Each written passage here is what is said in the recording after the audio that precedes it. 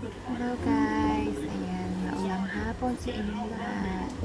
Ngayong araw, ang vlog natin for today is going to the market. Ayan, punta ko na palengke para bumili natin ng sangkap para bukas gaganapin na school graduation ng aking anak.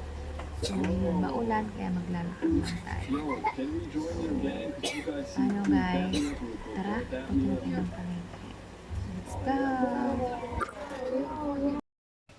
Ayan guys, pupunta tayo ng palengke. Lakad-lakad lang tayo.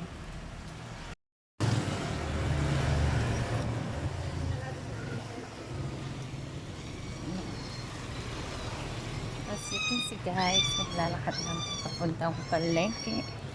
Kasi umuulan.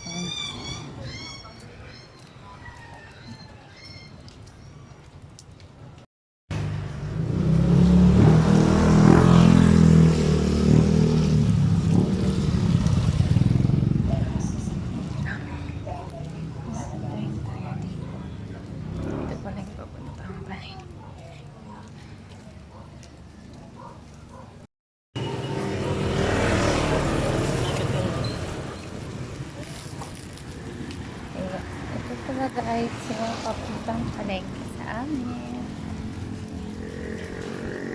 Hindi lang ko nagdala ng e-bike kasi umuulan. Wala pang raincoat yung e-bike ko, so syempre para humaba ang ating sasakyan, pag-ingatan natin. Lapit na ako.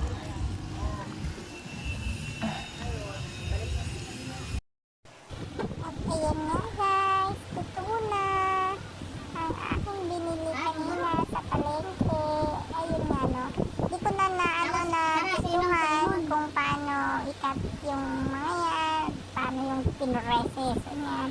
Kasi medyo nagmamadali na ako guys, kasi maaga akong gumising para lutuin yan. So rush na rush yung luto ko na yan kasi mamaya na yung recognition day na anak ko. So minamadali ko na yan.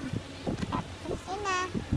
Hindi na rin ako nakapag-picture niyan guys. Diretso na sa lalagyan.